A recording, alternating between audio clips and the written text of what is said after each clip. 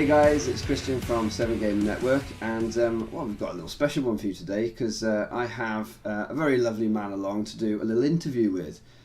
So we're going to have a chat now with Sim, who actually managed to come second. He was runner-up at the UK Nationals.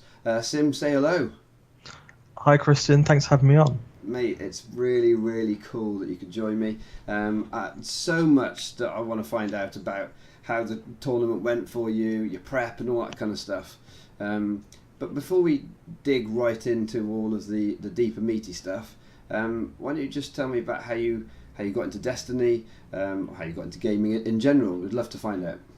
Sure, so I got into gaming in general, playing like One Fantasy from like 14 onwards. This is my first card game, so I'm a miniatures player, so One Fantasy, bit of 40k, X-Wing from last year, and then Destiny was from November. I saw the preview articles, really excited by it. I played a tiny bit of Magic at school. Yeah. And then, so just like bought a pre-constructed deck and some boosters. But it was very much like the fourth or fifth thing we did in terms of like our activities. So Destiny really feels like my first proper card game, and I was really quite anxious about jumping into it because there's a lot of stories about what card gamers are like from the wargaming side. Like, we're all horrible. We're all a nightmare. Yeah, but basically it's summed up like that. And I've got to say, Euros reverse that stereotype. Like, some great experiences at Euros. But hopefully that's a reasonable intro. Yeah, well, no, excellent. And you said like that we got into it. Like, so is there a good group of you? There was a couple of people at my club, but most of them had tailed off. What happened was I went to the two big stores in the London area, Warble, which is just south of Victoria, and Darksphere, and there were groups of people that I met there, and suddenly become really big friends with all of them, and then just kind of gone from there, really. Okay, cool. Okay, so what I wanted to find out about next, then, I mean, it's cool to hear that this is effectively your first competitive card game that you've been involved in. So would you describe yourself as a competitive-minded gamer anyway before you came to Destiny? Yes, so 2009, 2010, I probably went to upwards of like 10, 12 fantasy tournaments up and down the country with like 15 other people from London. Oh, cool. And then X-Wing last year, went to a lot of local tournaments, went to nationals and made top 16, so made the cut and won the first match as well. Stuff like that, so definitely tournament gaming is a thing that I do. Okay, that's good. So that's definitely the mindset going into Destiny. So was there any particular thing about Destiny that really captured the imagination, apart from it being Star Wars, of course? Star Wars, that's it. I'm not interested in basically anything else. It was the chance to play Vader. You'd look at that and just go, yes, this is the game for me. I'm not. Other card games just kind of put me off. This is like, yes, I'll do this. Excellent. Yes, I know that feeling well. Okay, so let's fast forward then. So, had you had much competitive success prior to this UK Nationals tournament? So the first Destiny tournament I went to was like our Q1 at Warble, and I won that one. So that was straight in. So that was like a real surprise to be playing in a card tournament as opposed to a miniatures tournament. But most of it I found was basically the same in terms of like how you analyse the meta, how you prep. The cut was different because it was like obviously like best of 3 and winning those. But it turns out that gave me a really good preparation. And then since then, been to a few other small tournaments, made the cut another one, won a very small tournament somewhere else and stuff like this. And then it was just Euros, which we can talk about, I suppose. Yeah, absolutely. I mean, what was your Euros experience like? So my Euros, I was umming and ahhing. Yeah, it sounds like it. I was umming and ahhing between the Emperor or Vader because of the Three-Man Meta podcast, where Leighton had talked about how much damage you can do from hand. I really looked at Vader, having not played him. I didn't have a second Vader dice during Awakenings, so it was kind of looking at that. Took Vader Raider to Euros. I was 6-0 after 6 games, and I was shocked because I'd basically got hammered in the side events the day before. Really? And I met. So I went playing Vader Raider. Yeah, so I went 2-4 in the side events the day before. I just got wrecked by a lot of Pomaz. Okay, so hang on. So this is really fascinating, because this for you is like, I mean, this is all part of your preparation for UK Nationals, of course.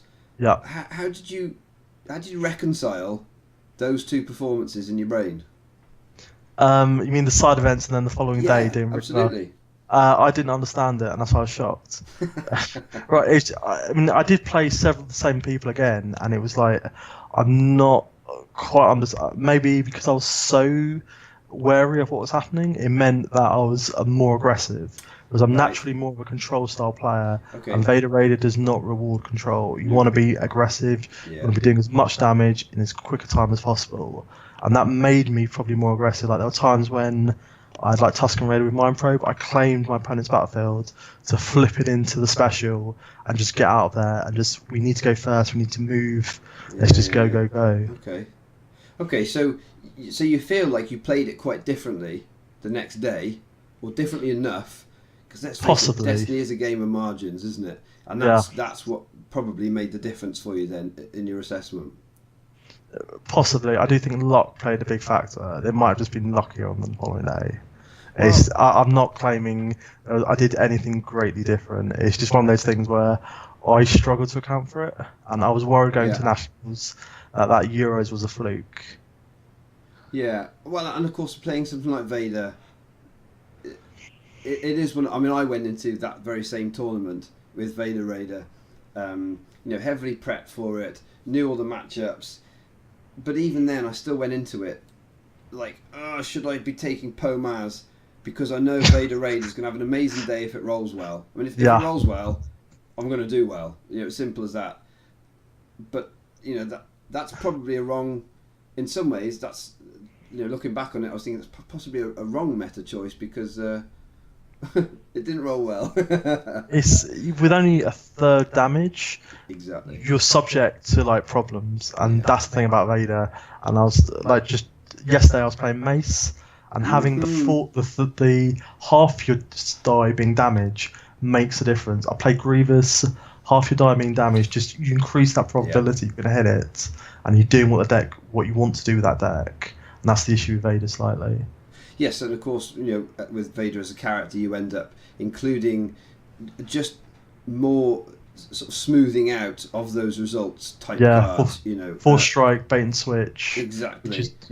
And that eats into your slots you could be using for other things, just to try and make sure your dice roll what you want them to roll. And there was a good question. Say, well, hang on, let's just take dice that are more consistently going to deal that damage. Yeah. Talking of which, in a neat segue. Yeah. To what you decided to take to UK Nationals, right? So, how were you prepping for this tournament? And what did that result in terms of your assessment of the meta? Right, so my friend Rob had got into it at Euros, so he bought the star decks at Euros with his brother, and then he, being a former Magic player, had then just gone into it, started winning Phasma credit cards and all that business. He wanted to go to Nationals. He'd been badgering me, saying, I want to go to Nationals, please come with me.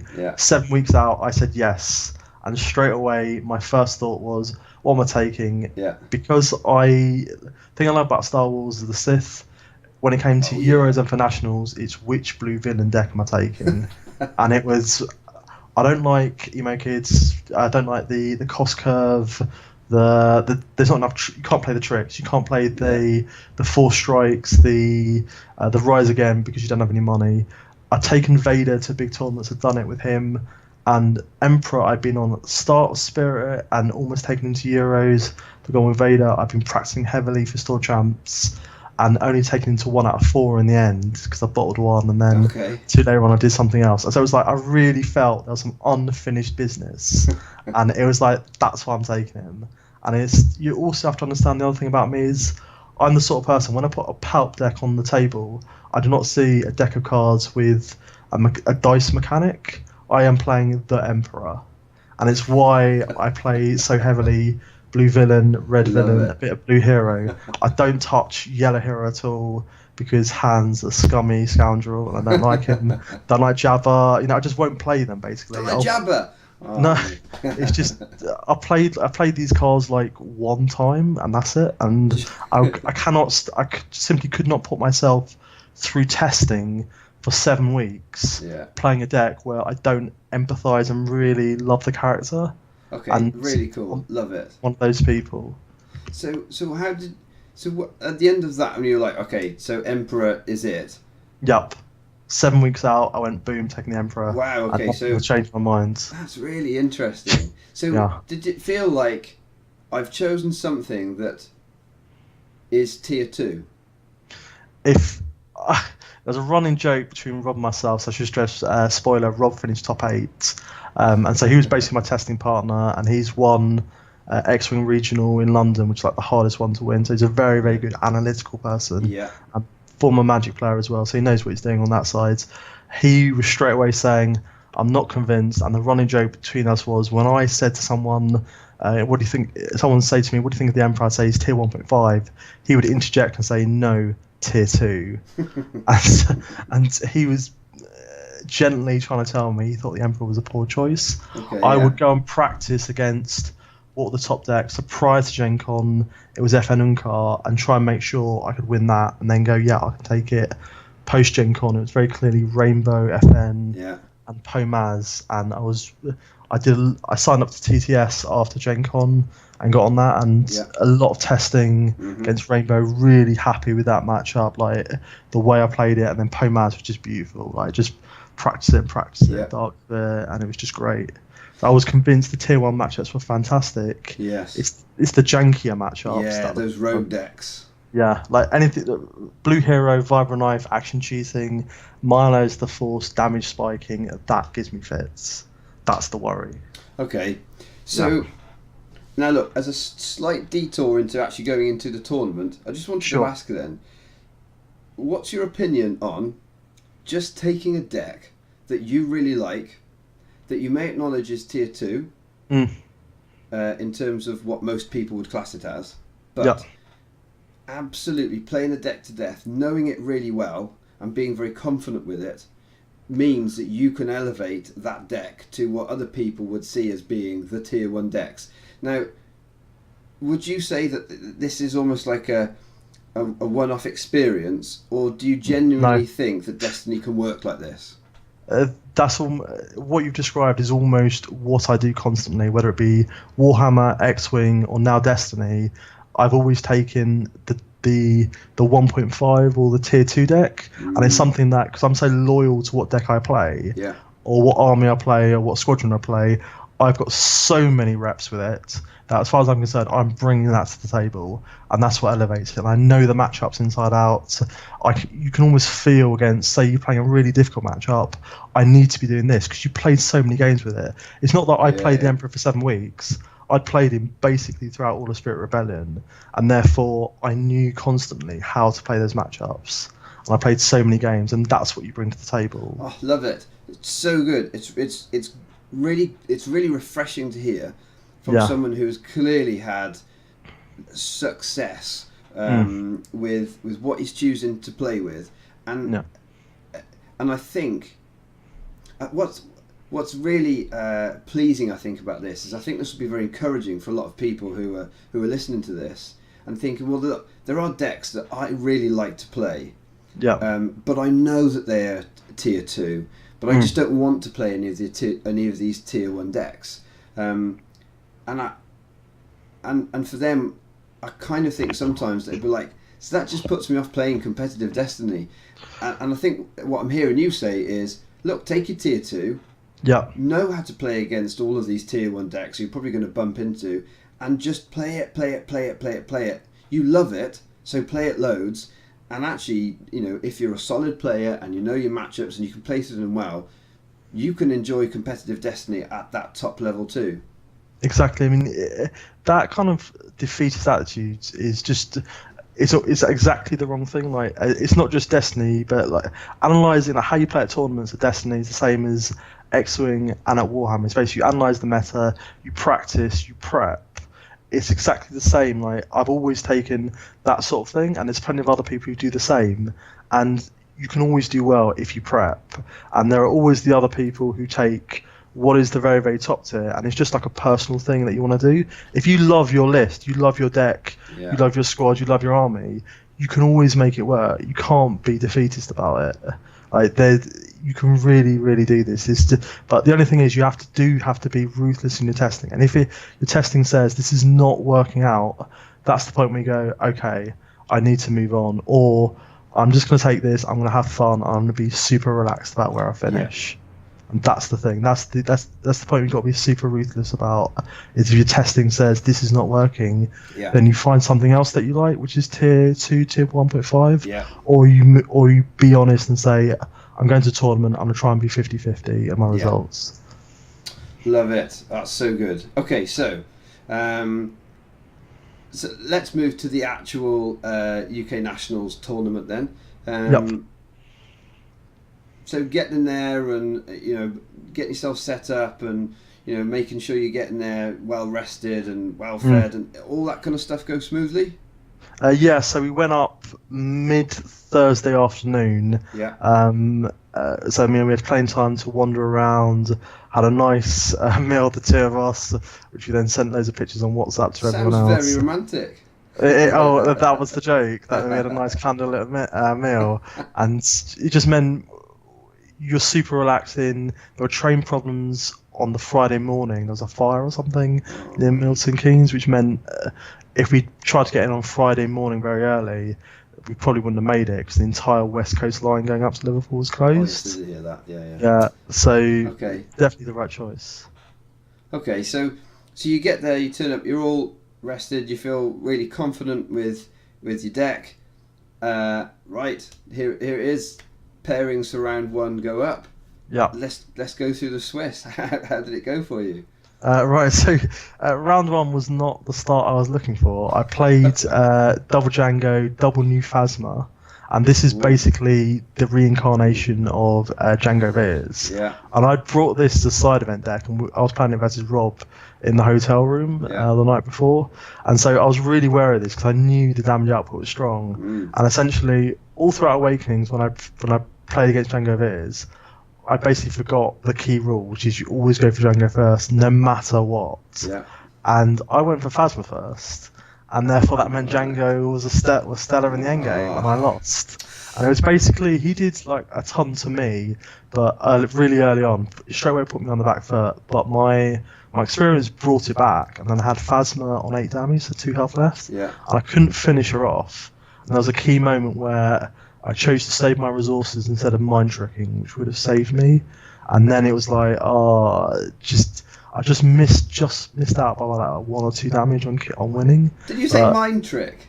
Yeah, so that was my late tech card. That was my deck list was effectively set about 4 weeks out. Mate. Mind Trick was the tech I made a week before, because for 7 weeks of testing, it'd been gradually coalescing in my mind that I needed a big control card, a block or a dodge or something, and then I felt Mind Trick was the one because it allowed me to do both effectively, and that was like the late tech. But I only worked that out because I've been testing for 7 weeks and it'd been gradually forming my mind. There was a slight problem in the end game. Oh mate, this is gold dust. I love it. Okay, so you lost the first game. And I knew that my deck is brilliant against top tier. It struggles against jank. Just a nightmare start. Yeah. And like I was sitting actually next to Leighton, and both of us had lost the first game, and it was depressing. So it was just like, okay, great. Just as a heads up, for those of you who are listening who maybe haven't played in many tournaments and so on, what happens in the first game is if you win, you essentially go into the top half, and if you lose your first game, essentially you start playing against the bottom half. And of course, not being brutal, but that normally means that then you're going to be playing against the other stronger players who should normally have won their first game, and who are probably normally taking the more meta decks. So of course, if you lose your first game, then you're going into, you go into the wilderness where there are players who maybe aren't going to go along and necessarily win the tournament, but they're going along with a deck that you probably might not have tested against. You could have all sorts of crazy tech in there, and it throws your plan out the window because, of course, you just can't really know what you're going to play against. So just for you guys to get your head around how difficult it can be if you lose that first game. So so what happened with the second round then? Oh, just one other thing. It also affects your strength of schedule, which means of course, there was potentially 1, 5, and 2 who wasn't going to make it, and obviously if you lose your first game, that basically means you possibly might be that one if you go 5 and 2. That's it. Yeah. So second round.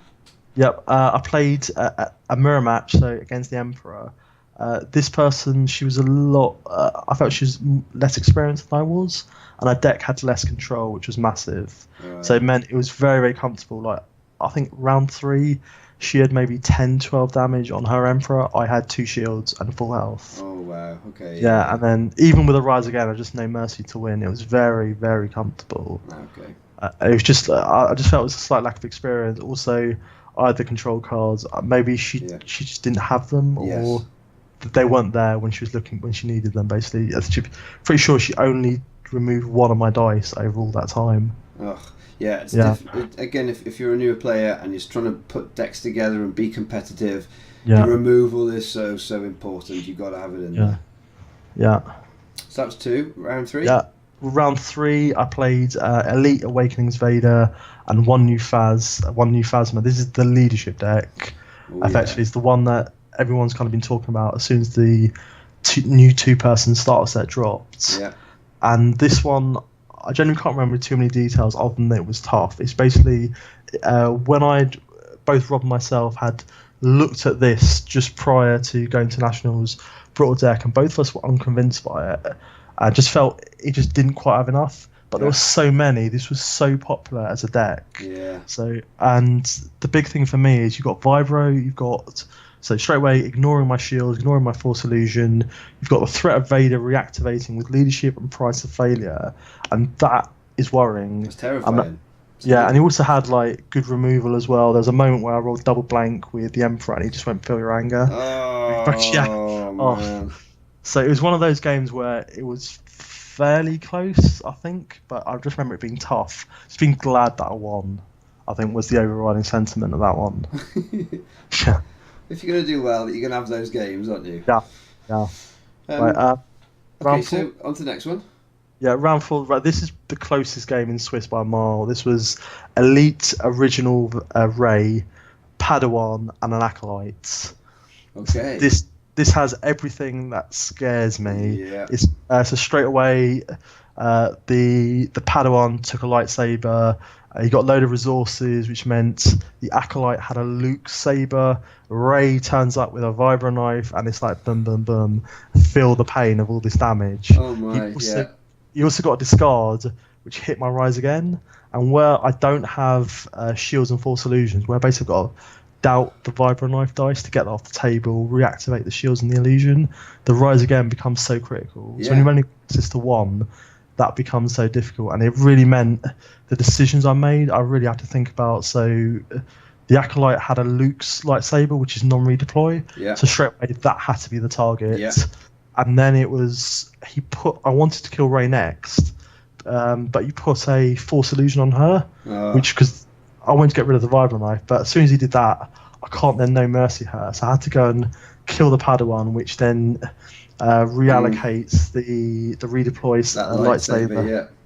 And then he made like a really crucial decision. He overwrote his Force Illusion with a second vibro, and that meant he could do the action cheating. He rolled out, didn't get any damage, re-rolled into damage, exactly the amount he needed to kill me. I then isolate a 1 melee ray die, and he only does 4 out of the 5 damage. Oh, crumbs. And then I was so nervous at this point. I no mercied him despite not needing to no mercy. He had really bizarre damage counters, so I couldn't tell the difference between like a 1 and a 3 because they looked absolutely identical. Oh, that's and not just, cool.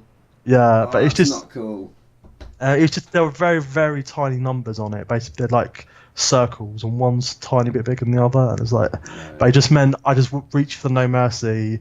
I just went, yeah, I win. And then it was like, oh no, didn't need to do that. So, so you said he discarded. Did he use the ray dice to discard and hit that rise again?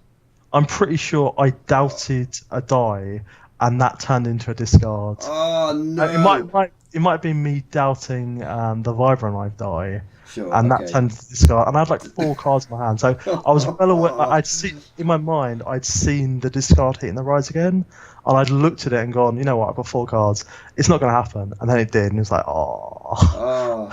Yeah, but I still think it's probably the right play. Yeah, that's nasty. Okay, so that was an exciting game then. Yeah. Very, very lucky, that one. Very lucky. Okay, so you gathered yourself together. You're going into round 5 now, aren't we? This was supremely comfortable. This was, again, Awakenings Vader with New Phasma, the leadership deck. Yeah. And this one, I ended it with almost no damage or no damage at all after Rise Again. And I had the 5 resources and the Rise Again in my hand to do it again. Oh. It was just like... A lot of the games, you don't see Force Speed or Holocron until turn 4, genuinely. Yeah. This game, I'm pretty sure I must have seen it early for it to have been that comfortable. And it was just, I remember just being super relaxed, just going, this is one of those classic Emperor games where you take 0 damage and it's basically an MPE for your opponent. Oh, I can remember, in fact, at Euros, my Vader Raider against an Emperor, and I can remember thinking, right, this is the win I've got to get back on track and to be in with a shout here. And he started with double holocron and the force speed, and it was just flipping heck. And he ended that turn with the force lightning down as well, and it was just like, oh my goodness, it's not going to happen in this game then. Okay, so that went quite well. So on to your 6th round now. Yeah. So round 6, initially I got paired against Pomaz. They had to do a repair because 2 people dropped, and then the computer system slightly failed. This is like the only tiny hiccup that happened. It slightly failed. They just basically when they tried to reorganize it, just condense it down, remove those 2 people. It allocated 2 people to play against each other who already had, and so they just went, you know what, just give us 10 minutes, we'll just do it again. There's only the tiniest hiccup, basically. That was it. Okay. But so I initially had Pomaz, and I was just delighted. Who was the meta I'd practiced against? I then get reallocated, and thankfully I get Pomaz again, just a different player. Great. And this one, it was really, really comfortable. He had no defensive positions in his deck. It was just where Pomaz is teching for Rainbow, so they've got thermals instead of like the higher damage, like the Falcon 4 and stuff like that. It just, the Emperor just laughs. It's just brilliant, and I've won this with I think maybe 2 damage on me or something at the end. Wow. Okay. It's just brutal, and it's just, you're very relaxed. They know it's a bad game, and it's one of those ones. Oh, it's a mauling. And so is this and then after that, it's the final round of Swiss? Final round, yeah. So this was against a guy who immediately informed me that I'd beaten him at Euros, and I honestly didn't know that I had. So it was one of those things. Was like, oh, hello, cool. And it's because we're both spicy. There's a bit of revenge in the air now. Yeah, he was very relaxed because we were both on 5 wins, and his strength of schedule presumably would have meant there was no way he was going out. Because I'd lost my first game, I was aware that my strength of schedule might potentially mean I'm the 1, 5, and 2. So I was less relaxed than he was. Yeah. But this was against Elite New Phasma, a Death Trooper, and a Stormtrooper. Oh wow! Okay. Yeah, so it's definitely a different deck. But instantly I looked at it and I just went, best defense. And also because it's got lots of tiny dice, when your dice control doesn't really hit very much. So my fun deck is triple Death Trooper. When I played against the Emperor, it's beautiful because they might remove a one die, Yeah. but you've got another 6 or 7 on that table. Yeah. You're much happier with the Emperor playing against Pomaz or against Vader, where you've got one big die, To your deal removal with. hits brutally. Yeah. And this one, he did best defense to me, but I was just able to make steady progress. And there was like I remember I No Mercy his Death Trooper, and he just didn't see it coming. Like I asked him how much health is left, and he looked at it and went, "Oh yeah, I'm fine," and then just went, "No Mercy," and it's like, okay. It's such a great card. It's such a good card. So a comfortable win in the end then for the final round. Yeah. Nice. Okay, so now you've got to manage yourself in between the Swiss and the cut because you've made it through. So what did you do for the evening? Chill, relax. Right. So I had lots of people I knew from the London area playing like Imperial Assault and then playing X-Wing the next day. Yeah. So there was a big meet-up on the X-Wing Facebook, which had been organised by the Liverpool X-Wingers to all go to an Italian restaurant. Nice. So Rob myself went with all our London X-Wing friends and we went there. It was the worst restaurant in the world as far as I'm concerned. No. It didn't matter because your mind is completely taken off it. You're just talking the X-Wing meta. You're relaxing with all these people you know. Yeah. And I remember I had told Mike from swdestiny.com my result, and I already knew that I was going to replay my round 7 opponent, the Phasma Death Trooper Stormtrooper, in the first round of the cart. Okay, and he was like, because they've been drawn, yeah. Yeah, are you going to be practicing? And I was like, no, I'm just going out for a meal. And it's like, forget practicing, I'm fine, I've made the cut, this is my objective. I'm better off just being super relaxed, just having a nice night, and then worrying about it the following morning. Okay, so you had a nice evening, and then you sat down for your match the next day. Yeah. My round 7 opponent had dropped overnight, and so it meant it meant there was the 1, 5, and 2 who didn't make it in was then able to make it in. So apparently, I think he told them late that night, or maybe like afterwards. So after we'd all worked out as individuals who we were playing, he'd probably informed the organisers, and then it all happened. So it meant I was now playing my round 6 opponent, the Pomaz player. So he was the one slightly below. Okay. So instead of playing like 11th, I was now playing 12th. And obviously having handily beaten him in round 6. Still feeling confident. Oh, yeah. I mean, like, I didn't know I was playing him until I actually saw him at the table. But the first game I won really quickly. We were the first ones to finish that first game. Second one, he dragged it out like with lone operative, with shields, basically doing everything he could in the matchup to string it out really, really well. But in the end, it was like under half an hour for the 2 games. Ooh, and it's just a really bad matchup for him, like absolutely bad. Like that second game showed what he could do, like using his player skill, but it just wasn't enough given like how he teched his deck versus what I was turning up with. And did you feel like this was something that happened throughout the day, that people just weren't teched for the Emperor? Or were people like, oh yeah, I was expecting this? With the Pomazes, yes. Yeah. So with some of the jank, I don't know, but with the Pomazes, definitely. Okay, that's cool. So you're looking good. Yeah. So that was top 16. Rob and I already knew we were going to face each other round 8 because we'd worked out that if it had been just a top 8 card as it was originally supposed to have been, we would have faced each other. They'd done the schedule of like who plays whom in the next round and all that, so you could see it all up. And then we were placed at tables next to each other while we were playing our top 16 matches. Okay. So we knew we're going to face off against each other top 8. He was playing Pomaz. I'd rinsed him on Sunday on TTS twice. He then proceeded to basically try and absolutely annihilate me in the most humiliating fashion. Like first game, it was just brilliant. Like he hits and runs.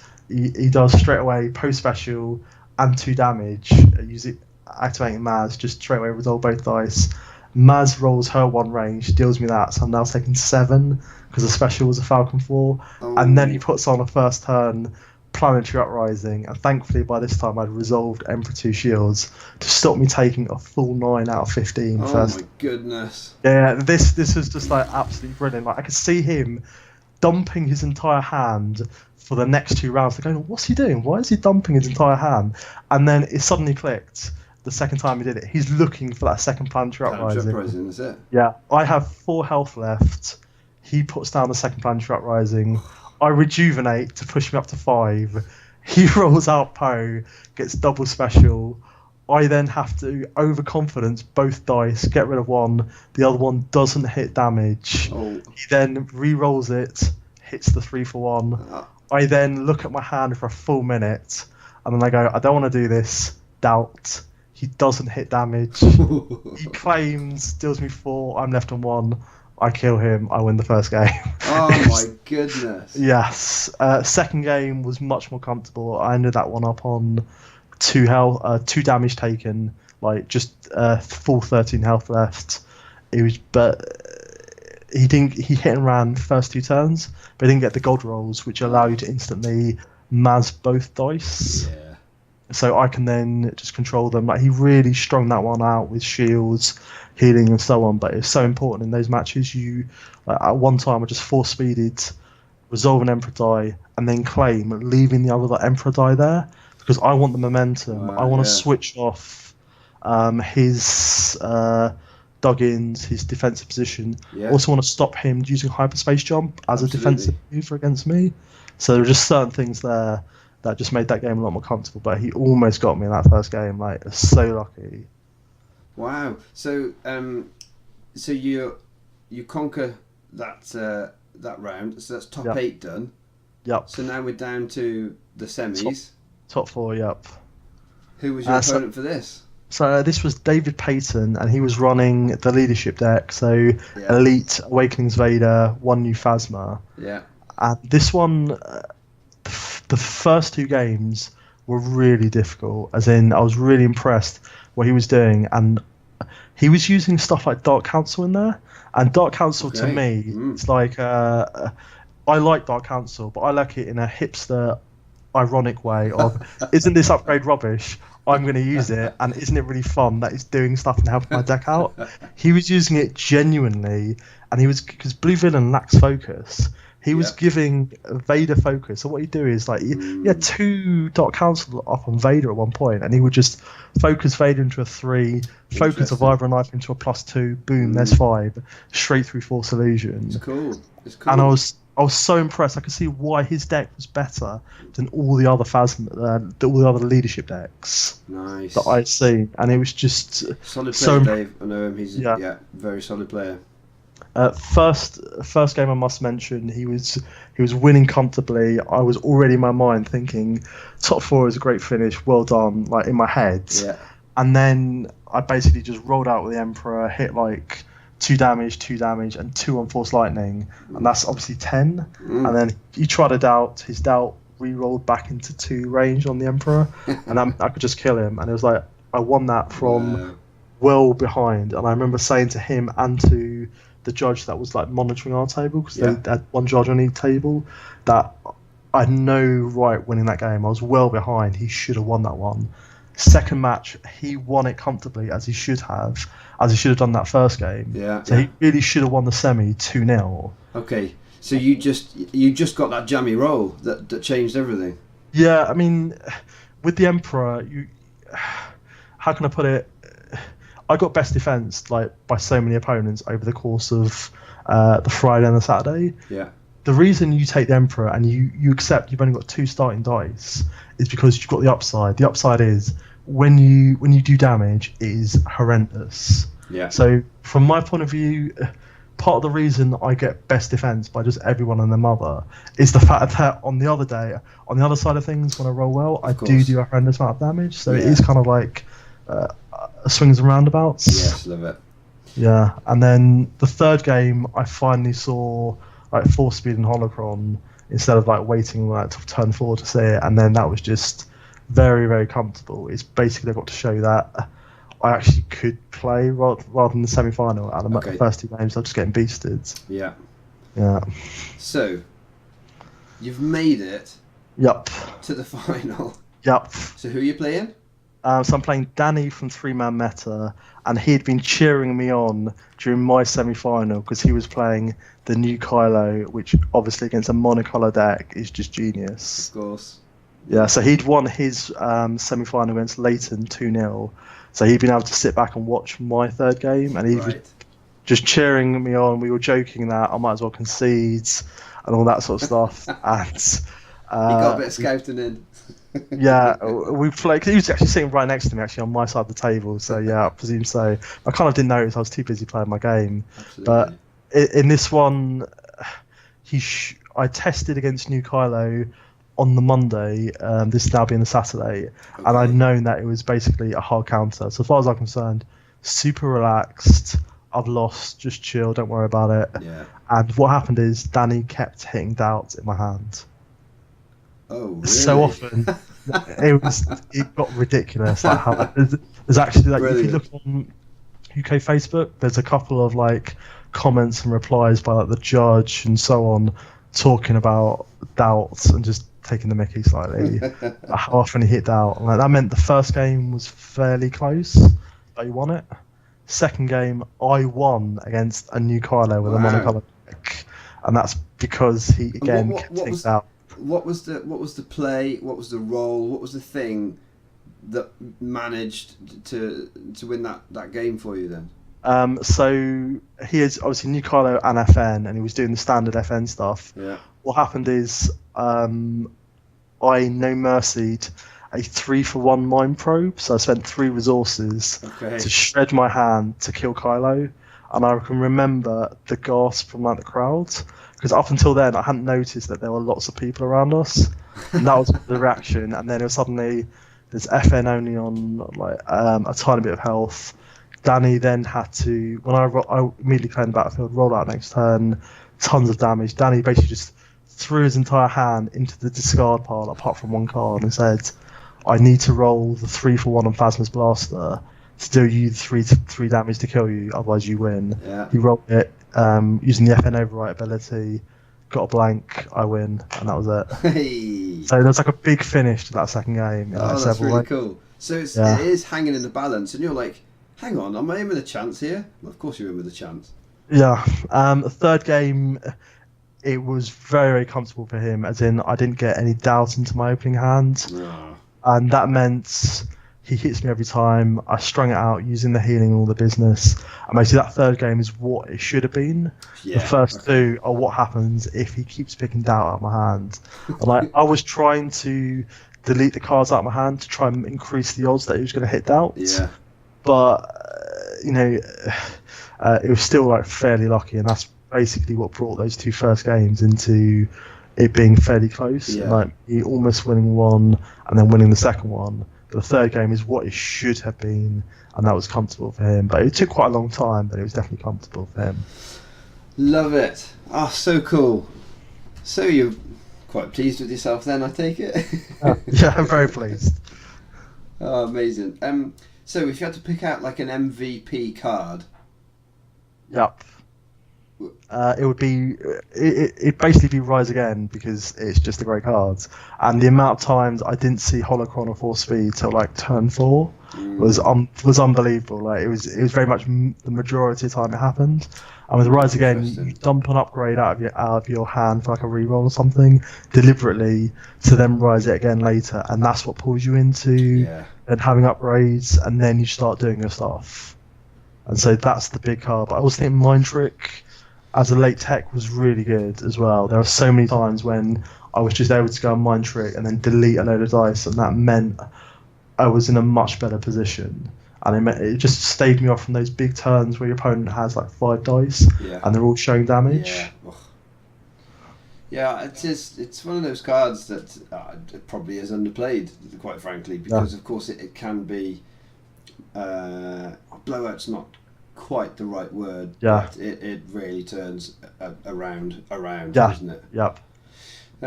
Okay, so now obviously there's going to be people listening to this who they want to be competitive, they want to improve their game, they want to do well in tournaments and all that sort of thing. So if you had just a couple of pieces of advice, or one main piece of advice Yep. to players like that, what would you be saying to us? First thing is reps. You need to be practicing constantly. You need to know your deck inside out, and it's the same thing whether it's like Destiny, X-Wing, Warhammer, whatever. You need to know how your list functions, what it does well. You need to be able to instantly recognise and then play the matchups again and again and again. It's just general practice. This isn't like testing thing. This is just making sure if you're taking a deck, you're playing it for like almost 2 months, so that you play not just the tier 1 stuff, but so much of the janky stuff, the tier 2 and all that business. So you know if you come up against like a Jabberuncar, what happens, how you deal with it, how your deck copes with it. Yeah. And so it's that reps, which is the first thing. Then you need to be really hardcore about practicing versus the meta and making sure you have good matchups. If you don't, you've got to be ruthless about saying, move on from this deck. It is not going to do well. And I think those two are like the major things. Okay. And it's just, you also need to then think about the meta and understanding how to subvert it. Like if people are taking for Rainbow, there's a lot of 3 character decks. The Emperor then as a 1 character deck suddenly becomes a really interesting choice. So all those thermals, those aftermaths that people were taking, Balatic, all of that doesn't happen against me. Yeah. And it's just being able to look and see where the chinks are. And my preferred style for tournaments is to take the tier 1.5, the tier 2. I don't like playing the tier 1 stuff. And that means you can often be the surprise that people don't quite see. Great stuff. Super great stuff, Sim. Okay, so let's end with this. Yep. Empire at War's just been released. Yep.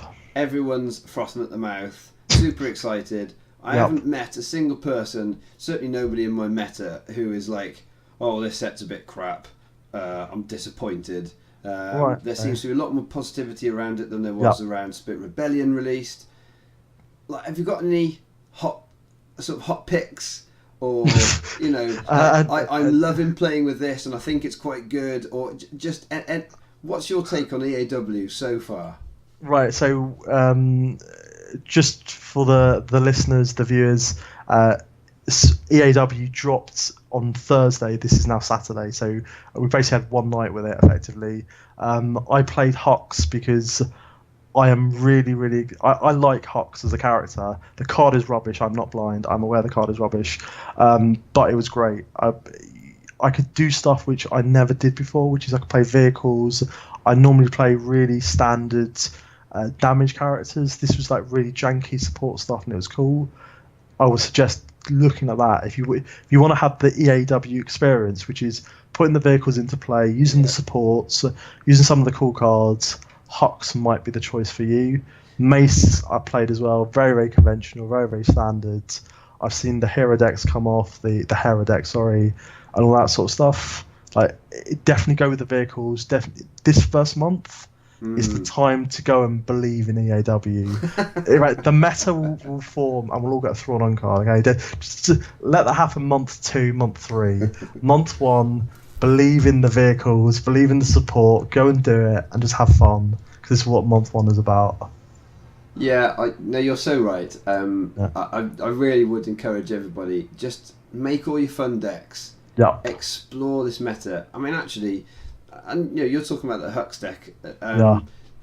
Well, actually, you know, with his special, and there's the mobilize card. Mobilize, and there's the other one which is Imperial backing, which is the pay to ambush.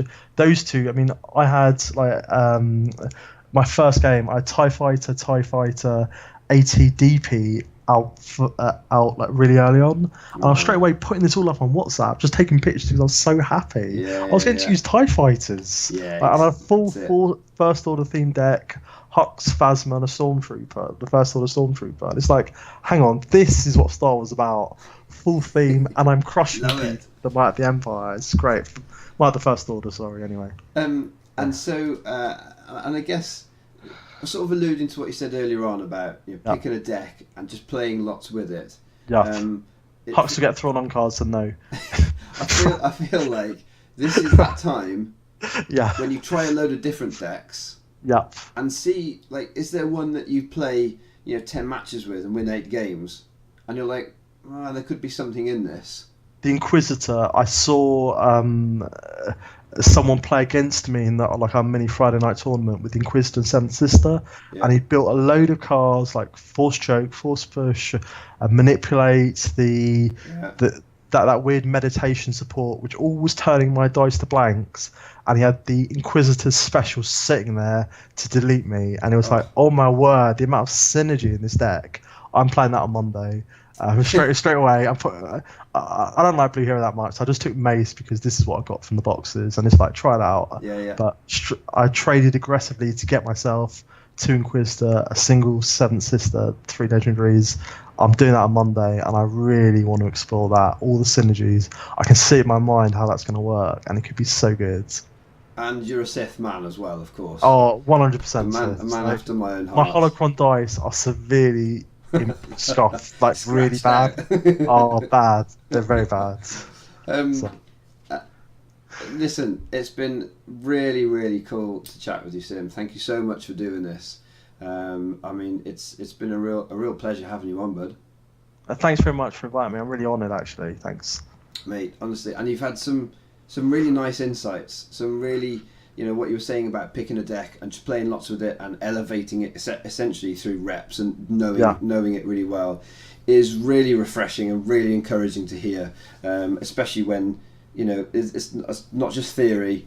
You've done it, and you've proved that you can do it at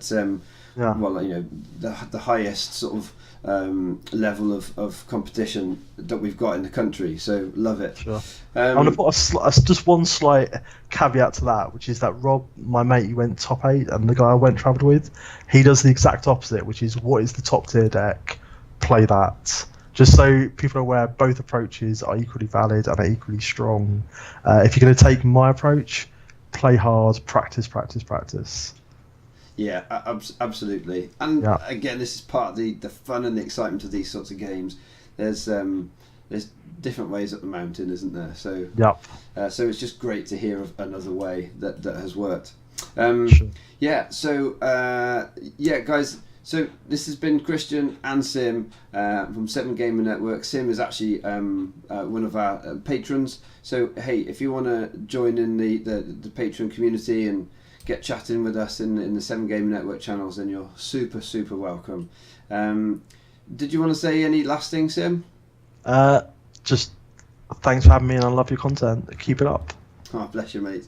It's been lovely having you on, and to all the rest of you out there watching, keep enjoying your destiny.